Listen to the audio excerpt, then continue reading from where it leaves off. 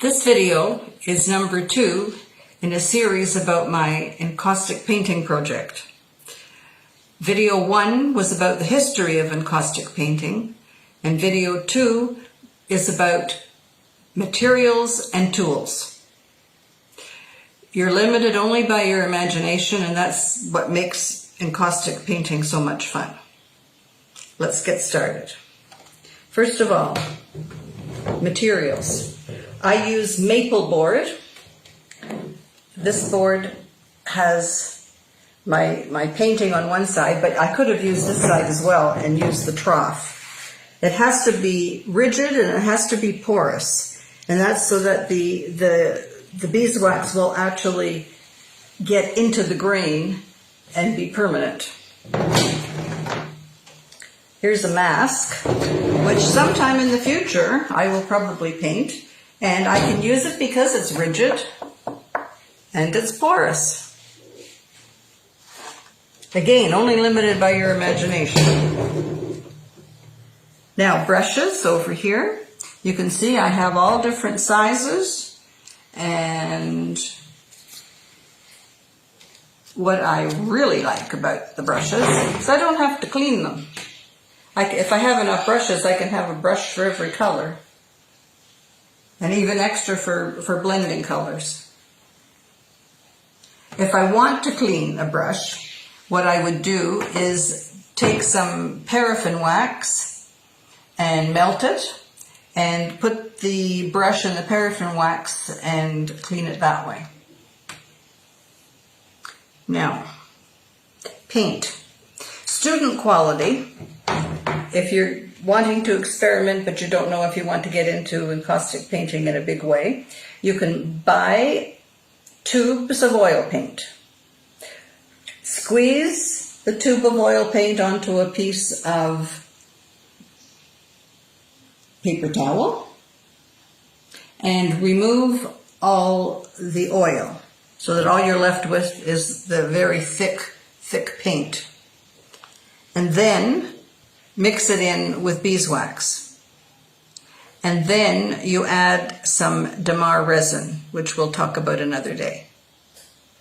The damar resin makes the beeswax a little bit harder. You also have a choice of buying the paint, as I have here, from R&F Paints in Kingston, New York. They come in bars, this size and this size, and they come in multiple colors, there's no limit, and this is the white beeswax. I also have yellow beeswax, and this beeswax is white but doesn't have the damar resin in it yet, and I bought it from a company that makes candles made out of beeswax. This is my own cooked, I cooked it on the stove, and it's a mix of white beeswax and damar resin, and I cook them in muffin tins. Now, if you want to just have a little bit of fun, you could buy children's crayons and melt the crayons. If you want to have a little bit of variety, you can use, for example, well, just about anything. You can use pieces of broken glass. Here's some copper that I've used. You'll see on another day. You can use gold leaf and stones and leaves and photographs and drawings. There's just pretty well no limit. Now we're going to move over to my workstation.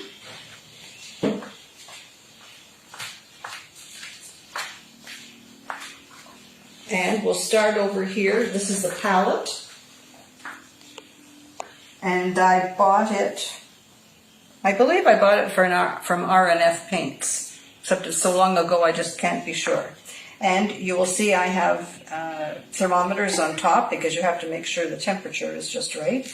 And you see that I have a burner underneath to heat. And I put on the bar of paint.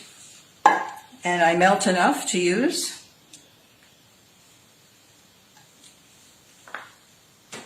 I also have iron. Using the iron gets a very, very interesting effect. Electric iron. I have this piece here which comes with extra heads on it for different effects. You can use tools for carving. And then over here on the left, my favorite, you have to have something to heat the wax. We don't use open fires anymore. My Makita heat gun. My favorite. Now, another artist could use different tools, different materials. It really depends on probably where you went to take your first courses. I went to the Halliburton School of Art in Halliburton, Ontario, Canada, and to the the Ottawa School of Art, and I used what they used. But in the next video, we're going to look at a painting in progress and see how I use these tools and materials. See you next time.